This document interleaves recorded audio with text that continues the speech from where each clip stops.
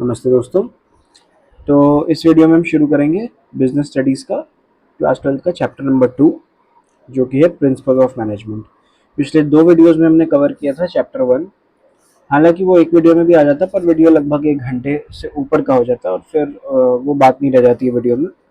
कई लोगों को देखने का मन भी नहीं करता, तो इसीलिए उसको 2 में ब्रेक करना मैंने ज़रूरी समझा। ऐसा हम पहले भी कई बुक्स के फर्स्ट सेकंड चैप्टर्स में कर चुके हैं, क्योंकि अक्सर वो बहुत बड़े होते हैं। अच्छा, तो पहले चैप्टर में हमने क्या जाना था? हमने जाना था कि बिजनेस में मैनेजमेंट का क्या रोल है और मैनेजमेंट के अपने प्रोसेस, फायदे, नुकसान, लेवल्स, मैनेजमेंट का scope as science, as profession, as art etcetera. ठीक है, अब हम क्या पढ़ेंगे? अब हम पढ़ेंगे प्रिंसिपल्स ऑफ मैनेजमेंट, यानी कि मैनेजमेंट कौन सी चीज़ों पे आधारित है, कौन से उसूलों पे आधारित है। ये जो प्रिंसिपल्स हैं ये कई लोगों ने दिए हैं, लेकिन हम यहाँ पे 2 लोगों पे ज़्यादा फोकस करेंगे। एक फेयोल, जिनके प्रिंसिपल ऑफ मैनेजमेंट क्या है?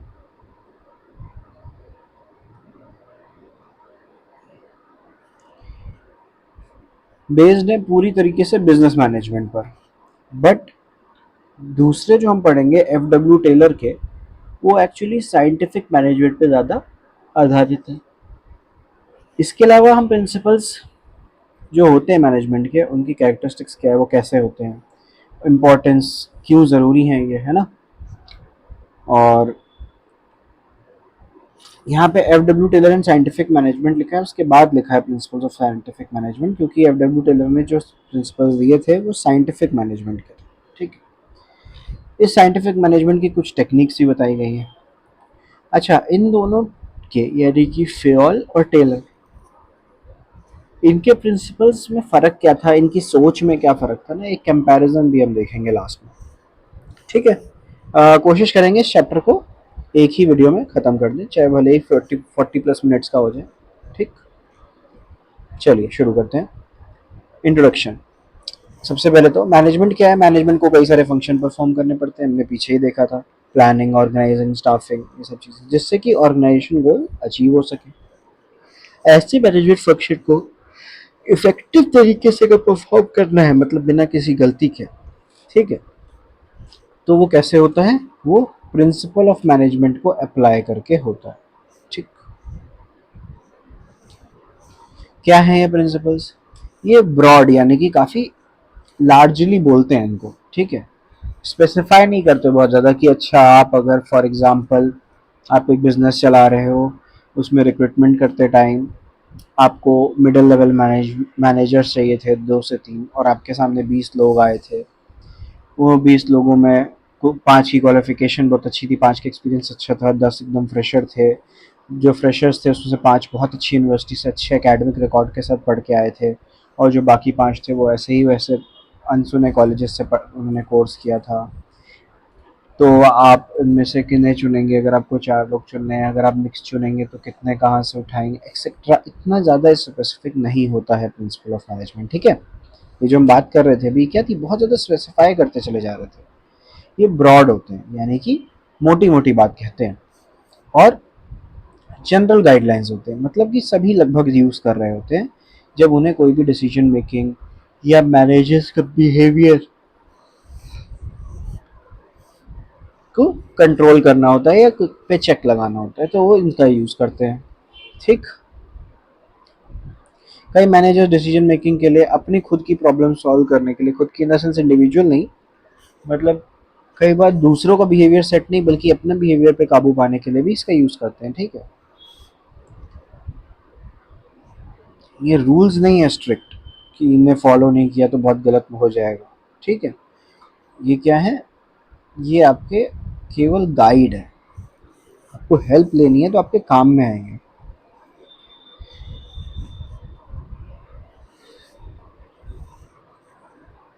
ये business to business, hospital, club, education institution, सब में काम में आते हैं।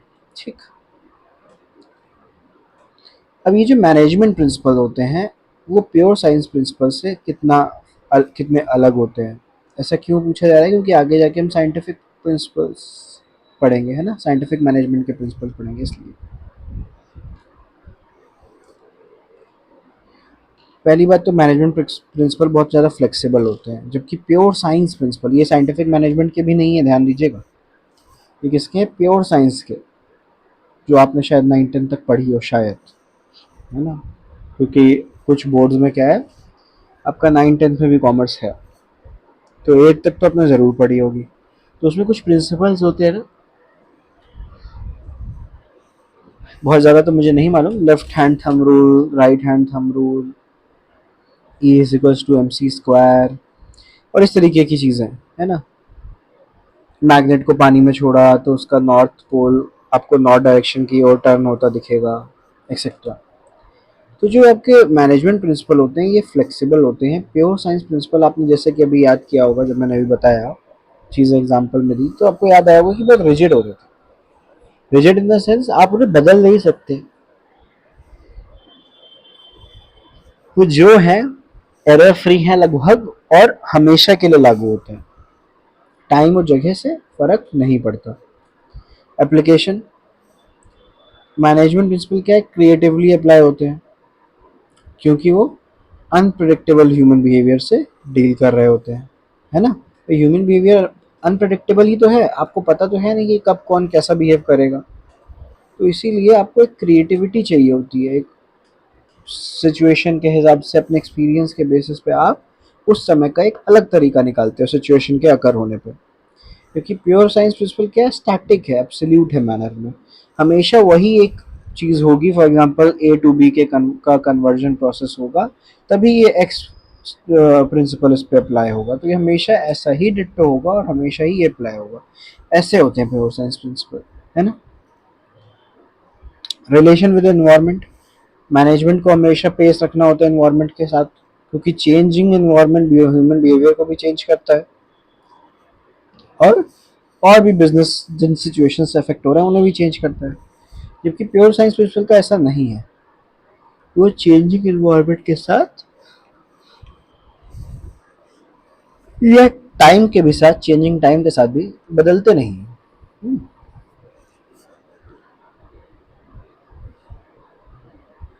प्रिंसिपल और टेक्निक में भी फ़र्क है। प्रिंसिपल गाइडलाइंस हैं कि आपको कोई डिसीजन लेने हैं, कोई एक्शन लेना है, तो आप इनको मद्देनज़र रखते हुए काम करो, और ये फ्लेक्सिबल होते हैं। जबकि टेक्निक्स क्या है, टेक्निक्स प्रोसीजर है, जो हमने कहा कि इनको मद्देनज़र रखते हुए काम करो, तो जो काम कर रहे हो उस करने में आप उसको नॉर्मल वे की जगह टेक्निक्स का यूज़ कर सकते हो, ठीक है। तो ये प्रोसीजर्स हैं, जो कई सारे स्टेप्स जो सीरीज में लगे हुए हैं उनको इन्वॉल्व, ये फ्लेक्सिबल नहीं होती है। टेक्निक ए से टेक्निक बी पे आप जाओगे तो वो ए का चेंज होना नहीं कहलाएगी, वो आपका शिफ्ट होना कहलाएगी। तो इसीलिए टेक्निक्स अपने आप में फ्लेक्सिबल नहीं होती है। हाँ, टेक्निक्स में एक वैरायटी होती है कि आपको सिचुएशन के हिसाब से कौन सी यूज़ करनी है, आप देख लो।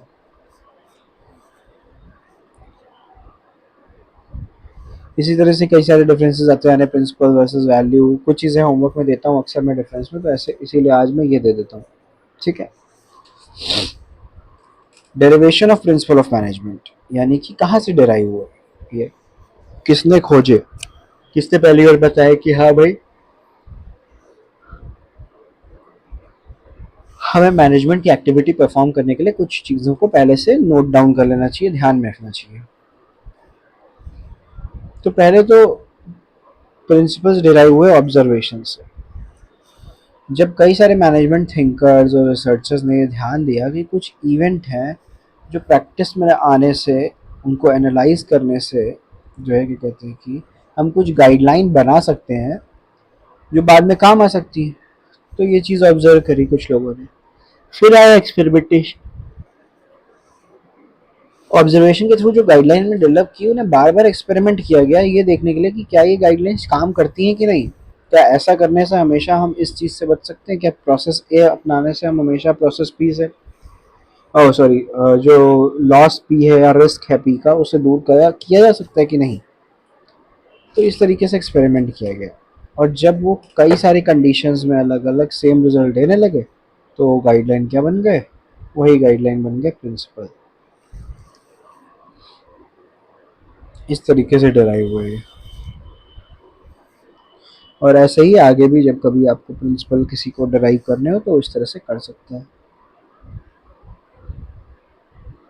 नेचर, फीचर या characteristics of principle of management, जो भी मैनेजमेंट करने के प्रिंसिपल आगे हम पढ़ेंगे उनके फीचर क्या है, उनके खास बात क्या है, पहचान क्या है, वो कैसे हैं, नेचर, कैरेक्टरिस्टिक्स एक्सेट्रा। तो पहली चीज़ तो यूनिवर्सली एप्लीकेबल है, मतलब कि आपने बनाए बैठ के, फॉर एग्जांपल सिटी ए में, कंट्री इंडिया, अब ऑस्ट्रेलिया में कोई सिटी जेड है, वहाँ पे बैठा है एक मैनेजर, सोच रहा है क्या ये अप्लाई होगा, बिल्कुल होगा। अगर यहाँ पे अच्छे से ट्राइड टेस्टेड है प्रिंसिपल, एस्टैब्लिश प्रिंसिपल है, तो वहाँ पे भी अप्लाई होगा। ठीक है, चाहे बिजनेस बड़ा हो छोटा हो, कोई जगह किसी भी देश में हो, उससे फ़र्क नहीं पड़ता। जनरल गाइडलाइंस, जो मैनेजमेंट प्रिंसिपल्स हैं वो क्या है, एक तरीके की गाइडलाइंस, हमने ऊपर भी पढ़ी ये बात, कि वो किसी तरीके के रूल नहीं है स्ट्रिक्ट, वो सिर्फ आपकी हेल्प करने के लिए है।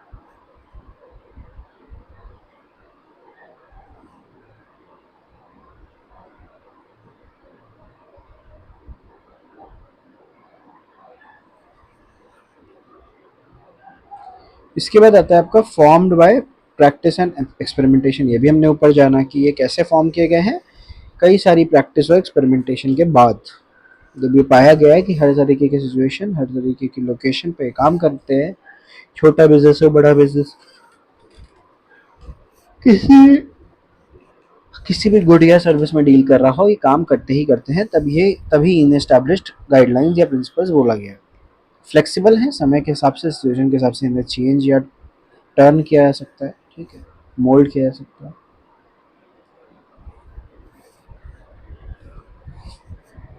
मेनली बिहेवियरल,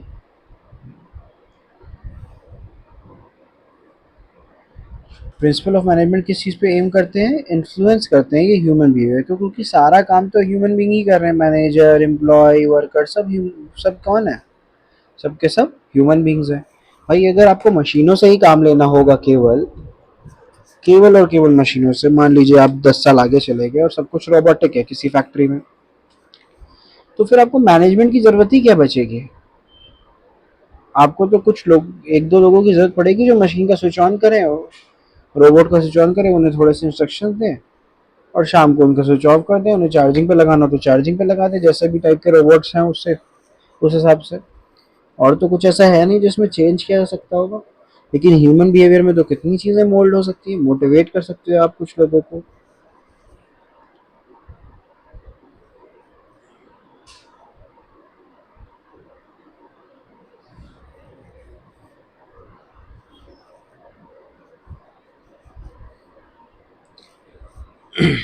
तो इसीलिए प्रिंसिपल जो है फोकस करते हैं कि आप कैसे अपने यहाँ के एम्प्लॉयज़, अगर आप मैनेजर हो तो उनका बिहेवियर मोल्ड कर पाओ।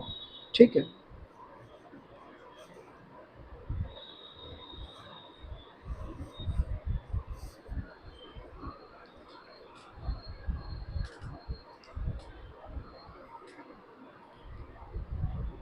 कॉज एंड इफेक्ट रिलेशनशिप, ये भी लगभग वही है कि पहले प्रॉब्लम्स ढूंढी गई कि प्रॉब्लम्स आ क्या रही हैं, फिर गाइडलाइंस अंदाजन बनाई गई कि भाई इन इन चीज़ों से प्रॉब्लम दूर हो सकती है, फिर उन्हें प्रैक्टिस और एक्सपेरिमेंट किया गया ताकि पता चल सके कि कौन कौन सी गाइडलाइन स्टैब्लिश्ड प्रिंसिपल बन सकती है।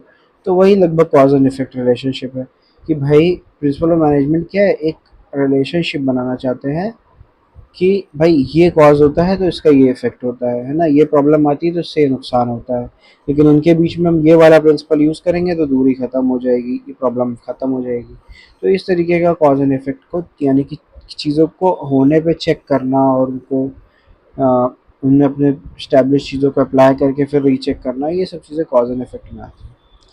कंटिंजेंट, जो मैनेजमेंट प्रिंसिपल है उनका एप्लीकेशन किस पे डिपेंड रहता है या कंटिंजेंट रहता है, प्रिवेलिंग कंडीशन पे, किसी एक पॉइंट ऑफ टाइम में क्या कंडीशंस थी उस हिसाब से रहता है उनका application.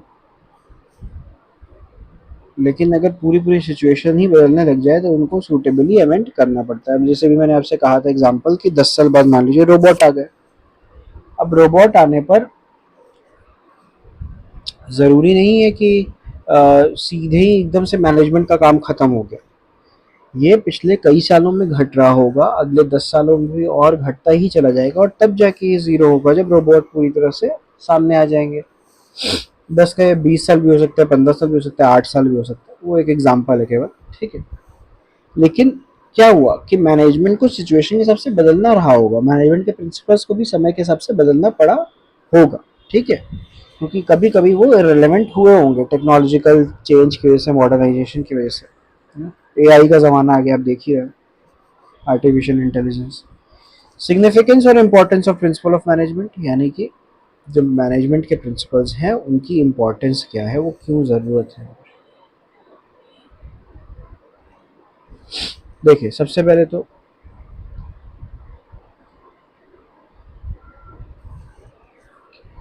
Providing manager with useful insights into reality, मतलब कि जितने भी आपके इन्वायरमेंट में चेंजेस आ रहे हैं, चीज़ें चल रही हैं, किस तरह से चल रही हैं, वो सबकी एकदम एक्यूरेट जानकारी मैनेजर्स को हो सके, इसके लिए प्रिंसिपल्स की ज़रूरत पड़ती है।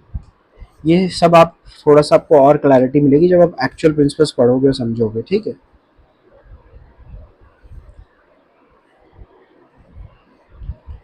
Providing management optimum utilisation of resources and effective administration. Second point आपका क्या है कि भाई आपके रिसोर्सेज का अच्छा यूज, बेस्ट यूज हो सकता है, जो आपका एडमिनिस्ट्रेशन है वो और ज़्यादा इफेक्टिव, यानी कि रिजल्ट मेकिंग हो सकता है। ठीक है। प्रिंसिपल्स की वजह से साइंटिफिक डिसीजन, मैनेजमेंट डिसीजन जो है बेस्ड ऑन फैक्ट होते हैं, जस्टिफिएबल होते हैं इंटेंडेड पर्पस के बेस पे। ठीक है। तो इसीलिए बहुत ज़रूरी है कि समय के हिसाब से सही तरीके से मेजर किया जाए, चीज़ों को इवेल्युएट किया जाए। ठीक। ये कैसे हो पाता है, जब आपके decision management principles of management पे बेस्ड हो, यानी कि बायस से फ्री हो, प्रेजुडिस से फ्री हो। They are based on objective assessment of situation and emphasize on logic rather than blind faith. किसी भी चीज़ पे अंधा विश्वास करने के बजाय जो लॉजिकल चीज़ें हैं उन पर विश्वास किया जाए, उन पर जोर दिया जाए, और इस तरीके से कोई भी सिचुएशन जब आती है तो उसको ऑब्जेक्टिवली एसेस किया जाए, यानी कि अपने सही एम को देखते हुए ही एसेस किया जाए। मीटिंग चेंजिंग एनवायरनमेंट रिक्वायरमेंट, मतलब कि जो समय के हिसाब से बदलाव है, हमने ऊपर भी 2 बार बात की इस बारे में, उस हिसाब से हमें बदलना पड़ता है। तो जो नई रिक्वायरमेंट्स हैं उनको मीट करने के काम में प्रिंसिपल्स आते हैं। ठीक है। नई रिक्वायरमेंट्स हैं उनको पूरा करने के काम में।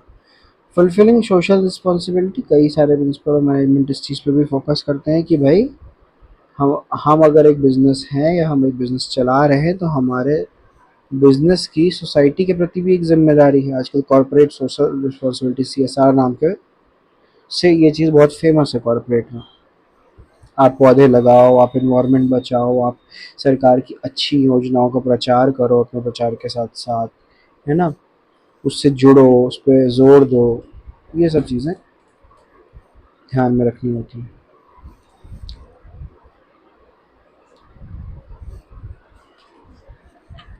Management training, education and research, in principles से क्या फ़ायदा होता है, आपकी नॉलेज में बढ़ोतरी होती है। ठीक है। इन्हें बेस बनाया जाता है अक्सर जब मैनेजमेंट की ट्रेनिंग दी जा रही होती है, एजुकेशन दी जा रही होती है, या कोई रिसर्च की जा रही होती है। अब आते हैं फेयर्स प्रिंसिपल्स ऑफ मैनेजमेंट, ये बेसिक मैनेजमेंट प्रिंसिपल्स हैं। फ्योल कौन थे, हेनरी फ्योल। 1841 में बॉर्न हुए, 1925 में इनकी डेथ हुई थी। ये फ्रेंच मैनेजमेंट थियोरिस्ट थे। ठीक है।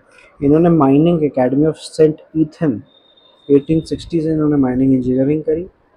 फ्रेंच माइनिंग कंपनी इन्होंने ज्वाइन कर ली 1860 में ही, और उसके बाद मैनेजिंग डायरेक्टर की पोजीशन पर पहुंच गए 1888 में, यानी मात्र 28 साल में।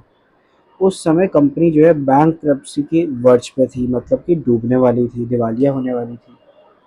लेकिन जो फेल थे, क्योंकि वो बहुत ज़्यादा एडमिनिस्ट्रेटिव एक्सपीरियंस के साथ आए थे, तो इसीलिए उन्होंने कंपनी का फॉर्चून पूरा टर्न कर दिया। जब 1918 यानी कि 30 साल बाद वो रिटायर हो रहे थे, तो कंपनी बहुत अच्छी कंडीशन में थी। मतलब 1888 में जब उन्होंने ज्वाइन किया तो कंपनी डूबने के कगार पे थी, और जब 1918 30 साल बाद उन्होंने छोड़ा तो कंपनी बहुत ही अच्छी कंडीशन में थी। ठीक है। क्या क्या कंट्रीब्यूट किया इन्होंने, इन्होंने सबसे पहले तो इंडस्ट्रियल ऑर्गेनाइजेशन की एक्टिविटीज़ को 6 कैटेगरी में डिवाइड किया: technical, commercial, financial, security, accounting and managerial. और उनको इनके बीच में, इन शब्दों के बीच का फ़र्क, इनके इनके बीच में जो भी टेक्निकल और मैनेजरियल स्किल का फ़र्क है वो अच्छे से समझाया। ये पहले थे फेवल, हेनरी फेवल, जिन्होंने मैनेजमेंट के 4 फंक्शन बताए: प्लानिंग, ऑर्गेनाइजिंग, डायरेक्टिंग और कंट्रोलिंग। ठीक है, इसमें स्टाफिंग नहीं था उस समय में। Fuel not only identified management as a separate field of endeavor but also developed 14 principles which acts as guideline for manager. इन्होंने खाली अपनी जो है जो कंपनी थी, अपने चीज़ें प्रोजेक्ट्स थे उसको ही नहीं, बल्कि पूरे दुनिया के लिए जो 14 प्रिंसिपल ऑफ मैनेजमेंट है इस तरीके की गाइडलाइन निकाल दी। इसीलिए इन्हें जो है जनरल मैनेजमेंट का फादर कहा गया। क्या क्या हैं ये प्रिंसिपल, चलिए आइए जानते हैं। फाइनली प्रिंसिपल्स भी जान ही ले जिनके बारे में इतनी बात हुई। पहला है डिवीजन ऑफ वर्क, कि जितना भी काम आपका बिजनेस का है छोटे छोटे टास्क और जॉब्स में डिवाइड होना चाहिए, और हर जॉब जो है किसी ट्रेन स्पेशलिस्ट को, यानी कि जो उस काम में एकदम माहिर हो, सीखा हो, और जो कि कॉम्पिटेंट हो, इस कॉम्पिटेंट परफॉर्मेंट। यहाँ पर आपको वीडियो थोड़ा सा ब्लर दिख रहा होगा, उसके लिए माफ़ी चाहूँगा, ऐसा हर पेज में नहीं होगा। मे भी ये शुरुआत का 26 नंबर पेज है, यानी कि 25, 26, 27 के अराउंड है। तो हो सकता हो कि सेकेंड लास्ट चैप्टर या लास्ट चैप्टर के कुछ पन्ने, 2-4 पन्ने उस साइड के भी, उस बुक के जिससे स्कैन कॉपी बनाई गई है पीडीएफ की, वो ऐसे ही निकले। ठीक।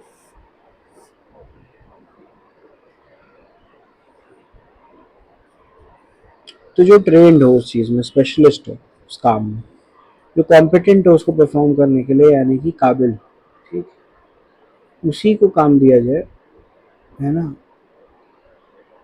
और काम के टुकड़े बहुत छोटे हो, ये सब चीज़ों का ध्यान रखना डिवीजन ऑफ वर्क कहलाता है। फेयर ने भी रिकमेंड किया हर तरीके के काम डिवाइडर्स और एलोकेट होने चाहिए कॉम्पिटेंस के आधार पे, क्वालिफिकेशन के आधार पे और एक्सपीरियंस के आधार पे, जो आजकल होता ही है। जो जितना ज़्यादा कॉम्पिटेंट है, यानी कि काबिल है, पढ़ा लिखा है और एक्सपीरियंस है, उसे उतना ज़्यादा ऊंचे दर्जे का काम दिया जाता है। ठीक है, जहाँ रिस्पॉन्सिबिलिटी भी ज़्यादा होती है और फ़ायदे भी ज़्यादा होते हैं। फ़ायदा in the sense authority, not profit. Authority, जैसे फॉर एग्जांपल अथॉरिटी और रिस्पॉन्सिबिलिटी का डेलीगेशन अभी आगे पढ़ेंगे तो बता दूंगा मैं आपको, लेकिन शॉर्ट में बता देता हूँ कि मान लीजिए पार्ले जी बिस्किट की फैक्ट्री है। वहाँ एक सुपरवाइजर ने अपने एम्प्लॉय से कहा कि भाई तुम रोज 1000 पैकेट ही पैक करते हो पार्ले जी के, और लोग तो 15-15, 17-17 सौ करते हैं, तो इसीलिए तुम भी ज़्यादा किया करो। लेकिन उस उसको रिस्पॉन्सिबिलिटी देने के बाद उसे ये अथॉरिटी नहीं दी गई कि उसे जो भी इक्विपमेंट्स एक्स्ट्रा चाहिए ज़्यादा काम बढ़ाने के लिए, अगर किसी बंदे की हेल्प चाहिए, कोई फाइनेंशियल चीज़ें चाहिए उस काम को पूरा करने के लिए, तो वो कहाँ से हो, ये किसी ने उसे बताया नहीं। जब वो खुद से, क्योंकि वो कई समय से काम कर रही थी उस फॉर्म में, उसने समझा कि भाई इस जगह जाऊंगे तो मुझे हेल्प मिलेगी। Help in the sense, for example मुझे पार्ले जी की पैकेजिंग करने के लिए प्लास्टिक का ऑर्डर देना है। अब प्लास्टिक शीट्स हमारी फैक्ट्री में मान लीजिए बहुत सारा स्टॉक रहता है। अब स्टॉक वाले सेक्शन में जाके उसने वो प्लास्टिक की शीट मांगना चाहा तो उसे अलॉट ही नहीं की गई, यानी कि उसको अथॉरिटी नहीं दी गई। ठीक, तो अथॉरिटी और रिस्पॉन्सिबिलिटी, यानी पार्ले जी का पैकेट आपको पैक करना है और आपको प्लास्टिक, इंक, जो भी चीज़ें चाहिए वो इजीली अवेलेबल है, ये अथॉरिटी भी होनी चाहिए, दोनों बराबर डेलीगेट होना चाहिए। ठीक है।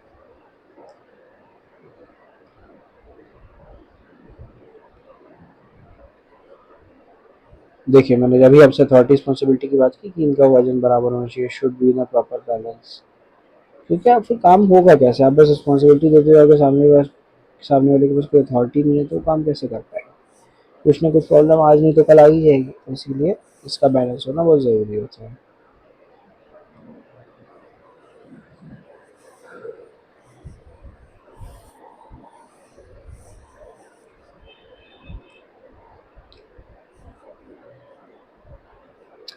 रिस्पॉन्सिबिलिटी का अच्छी खासी क्वांटिटी में नीचे जाना ये दर्शाता है, क्या एडवांटेज होता है इसका, कि अथॉरिटी का मिसयूज़ नहीं होता है। मान लीजिए किसी के पास ज़्यादा अथॉरिटी है तो उसकी रिस्पॉन्सिबिलिटी भी ज़्यादा है। और इट हेल्प्स इन फिक्सिंग। मान लीजिए किसी के पास रिस्पॉन्सिबिलिटी ज़्यादा है तो उसको फिक्स किया जा सकता है, उसको घटाया जा सकता है अथॉरिटी के हिसाब से। कॉन्सिक्वेंसेज ऑफ वायलेशन, मान लीजिए आप करते हैं तो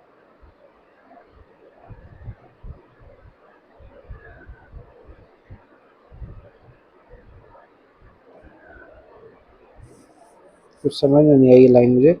इफ़ रिस्पॉन्सिबिलिटी एक्सीड्स अथॉरिटी, अगर रिस्पॉन्सिबिलिटी अथॉरिटी से ज़्यादा है तो सबऑर्डिनेट अपनी ड्यूटी परफॉर्म नहीं कर पाएगा। बिल्कुल सही बात है। जैसे कि अभी हमने पार्ले जी वाला एग्जाम्पल दिया था कि भाई उसको पैकेट बनाने के लिए, पैकेजिंग करने के लिए जो प्लास्टिक चाहिए वही नहीं मिल रही तो कैसे काम पूरा करेगा अपना भाई। It helps in fixing responsibility, if authority exceeds responsibility subordinate. हाँ, अगर अथॉरिटी ज़्यादा हो जाएगी तो जो सबऑर्डिनेट है उसका मिसयूज करने लगेगा, है ना। ये गड़बड़ है। फिर आता है थर्ड पॉइंट आपका डिसिप्लिन। डिसिप्लिन क्या है? रूल और रेगुलेशन जो ऑर्गेनाइजेशन के हैं उन्हें ओबे करना, जैसे कि ऑर्गेनाइजेशन सिस्टमेटिकली वर्क कर ले। क्योंकि बहुत सारे लोग को बहुत सारा काम, बहुत सारी टेक्नोलॉजी मशीन होने के बाद एक व्यक्ति का अलग तरीके से काम करने लगना दूसरों को भी नुकसान दे सकता है। तो डिसिप्लिन में रहना बहुत ज़रूरी है। यूनिटी ऑफ कमांड,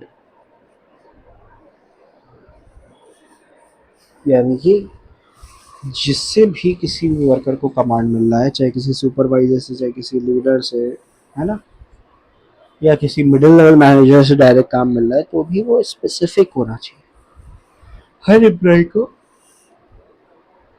पहले ही दिन ये इन्फॉर्म कर देना चाहिए कि भाई आपका काम ये है और आपको कमांड मिलेगा तो इसी एक व्यक्ति से मिलेगा। 10 लोग आपको आके 10 काम नहीं बताएंगे, ठीक है। इस तरीके से ना, यहाँ पे क्या यूनिटी ऑफ कमांड नहीं है, 2 लोग एक व्यक्ति से काम कर रहे हैं और यहाँ एक ही व्यक्ति एक से काम कर रहा है, तो ये क्या है? Presence of unity of command, यानी कि कमांड एक ही व्यक्ति से, यूनिट व्यक्ति से मिल रही है, ठीक।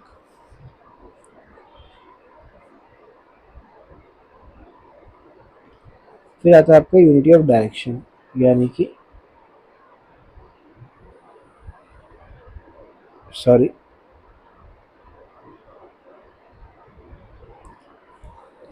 फिर आता है आपका यूनिटी ऑफ डायरेक्शन, यानी कि जब एक ऑब्जेक्टिव पे कहीं पूरा ग्रुप काम कर रहा हो तो उन्हें क्या करना चाहिए? उन्हें एक तरफ डायरेक्टेड रहना चाहिए, मतलब कि उनका काम एक ही साइड मूव कर रहा हो, एक ही दिशा में काम चल रहा हो, ठीक है। और उनका हेड भी एक ही हो। फर्क क्या होता है भाई? अगर कहोगे हेड भी एक ही हो तो कमांड वाली बात होगी, नहीं। मान लीजिए कि कोई बंदा फ्री बैठा है, उसका सुपरवाइजर दूसरे को ऑर्डर दे रहा है और दूसरे वाले को अपने सुपरवाइजर से भी ऑर्डर मिल रहा है, तो ऐसे में क्या होगा? ऐसे में डुअल सबऑर्डिनेशन हो जाएगा, मतलब कि एक व्यक्ति 2-3 लोगों के अंडर काम कर रहा है, 2-3 लोगों का काम निपटा रहा है। तो ये चीज़ ना हो, इसके लिए यूनिटी ऑफ कमांड होते हैं। और it prevents overlapping of activity. ऐसा ना हो कि हमने ये काम इनसे भी बोल दिया, उनसे भी बोल दिया, उनसे भी बोल दिया, फिर कई लोगों ने काम कर डाला। इसे कहते हैं कि lack of unity of direction, ठीक समझ रहे हैं। ये हमेशा इंडिविजुअल एम्प्लॉय को इफेक्ट करता है, मतलब कि जो बंदा 2-2 3-3 लोग का काम कर रहा है, अलग अलग लोगों से ऑर्डर ले रहा है, ये उसको ही नुकसान देगा। और यहाँ पे पूरे ऑर्गेनाइजेशन को नुकसान होगा। कोई काम डबल ट्रिपल हुआ जा रहा है क्योंकि एक एक बंदा कईयों को बोल दे रहा है और उनके दूसरे काम छूटे जा रहे हैं, तो कोई काम रह भी जा रहे हैं ऑर्गेनाइजेशन के, तो इससे ऑर्गेनाइजेशन को नुकसान होता है, ठीक है। Subordination of individual interest to general interest, बहुत ज़रूरी है कि ये ध्यान दिया जाए कि लोगों के इंडिविजुअल इंटरेस्ट को सबऑर्डिनेट किया जाए और जनरल इंटरेस्ट जो सबका है, यानी कि फर्म के गोल्स, है ना, ऑर्गेनाइजेशन गोल्स, उनकी ओर ध्यान दे दिया जाए, उनकी ओर उस फोकस को शिफ्ट किया जाए। रेम्यूनरेशन ऑफ एम्प्लॉय, इस प्रिंसिपल के हिसाब से जो ओवरऑल पे और कंपनसेशन है जो एम्प्लॉय और ऑर्गेनाइजेशन दोनों को मिल रहा है वो एकदम फेयर हो, रीजनेबल हो, उस समय के महंगाई के हिसाब से, स्टैंडर्ड ऑफ लिविंग के हिसाब से, है ना। ये बहुत ज़्यादा ध्यान देने वाली बात है। उससे क्या होगा, अगर मान लीजिए जनरेशन ही टाइप पे बन रहा है, सब छोड़ दीजिए, जनरेशन टाइम पे मिलने लग गया, पहले नहीं मिलता था, तो उससे क्या होगा, एटमॉस्फेयर कॉन्जेनियल हो जाएगा, यानी कि लोगों, अलग अलग वर्कर्स, अलग अलग मैनेजमेंट के बीच में रिलेशन सुधरने लगेंगे। ठीक है।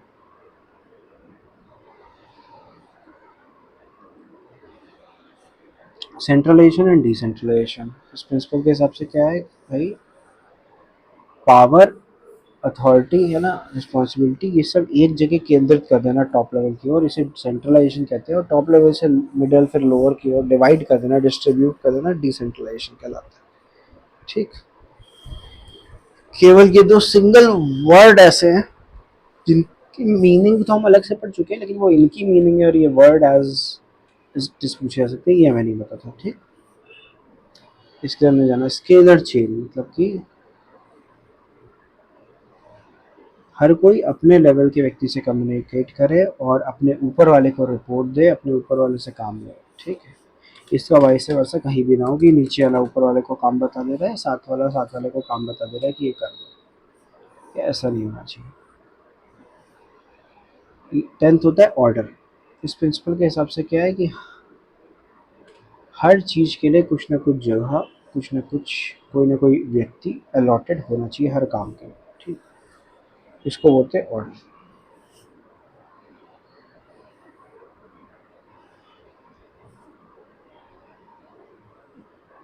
देख लेते हैं हमारा वीडियो कितने मिनट का हो चुका है।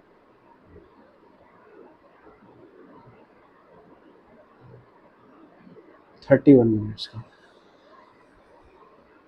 और अभी हमारा चैप्टर कितना बाकी है, अभी हमारा चैप्टर काफ़ी ज़्यादा बाकी है, तो ऐसा करते हैं केवल इन प्रिंसिपल्स को ख़त्म करके, फ्योल के, है ना, हेनरी फ्योल के प्रिंसिपल्स को ख़त्म करके फिर हम आगे बढ़ेंगे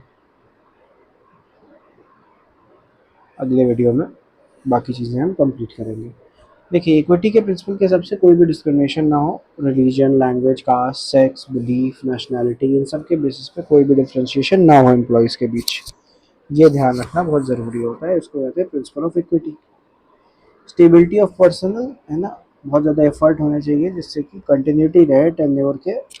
पर्सनल यहाँ पे क्या है, स्टाफ, स्टाफ स्टेबल रहे, छोड़ के ना जा जाए बार बार, है ना, कि 10 नए लोग आए उसमें से 8 चले गए, फिर नए 8 रिक्रूट करने पड़े हमें साल भर बाद, ऐसा नहीं होना चाहिए। लंबे समय के लिए रहें, स्टेबल रहें, है ना, इन चीज़ों पे ध्यान देना चाहिए। फिर इसके बाद आता है आपका इनिशिएटिव।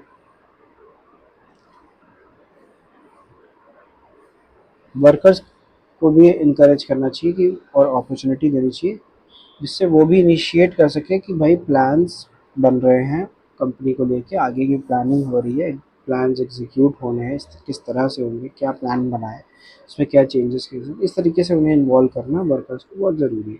सारे नहीं, पर एटलीस्ट उनके रिप्रेजेंटेटिव। फिर आता है आपका स्पिरिट डी कॉप्स, मतलब कि मैनेजमेंट जो है टीम स्पिरिट को प्रमोट करे, यूनिटी और हार्मनी को प्रमोट करे वर्कर्स के बीच, एम्प्लॉयज़ के बीच। ठीक है। इसीलिए कई बार क्या है, प्रोडक्शन इज टीम, यानी कि टुगेदर एवरीवन अचीव्स मोर, सब एक साथ मिल जाते हैं तो अचीवमेंट बढ़ जाता है मुकाबले सबके इंडिविजुअल की। ठीक है। तो अब ट्रेडिशनल और modern implication of Fayol's principle, ये आप होमवर्क में देखेंगे कि किस तरीके से पहले और अब फेयर के प्रिंसिपल लागू होते हैं, क्या फ़र्क है। और अगले वीडियो से हम शुरू करेंगे एफ.डब्ल्यू. टेलर और साइंटिफिक मैनेजमेंट। फेयर हो गया प्रिंसिपल मैनेजमेंट का, अब उसके बाद होगा टेलर और साइंटिफिक मैनेजमेंट। ठीक है। चलिए मिलते हैं अगले वीडियो में, तब तक के लिए धन्यवाद।